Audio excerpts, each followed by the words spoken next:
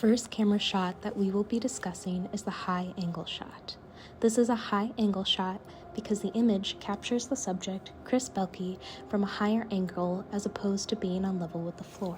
This is an over-the-shoulder shot. This image captures the two subjects from behind the shoulder of another subject. This is a point of view shot. This image captures Chris Belke, Trey Wesner, and Ben Loper from where the spectator is looking down on them. This is a cowboy shot.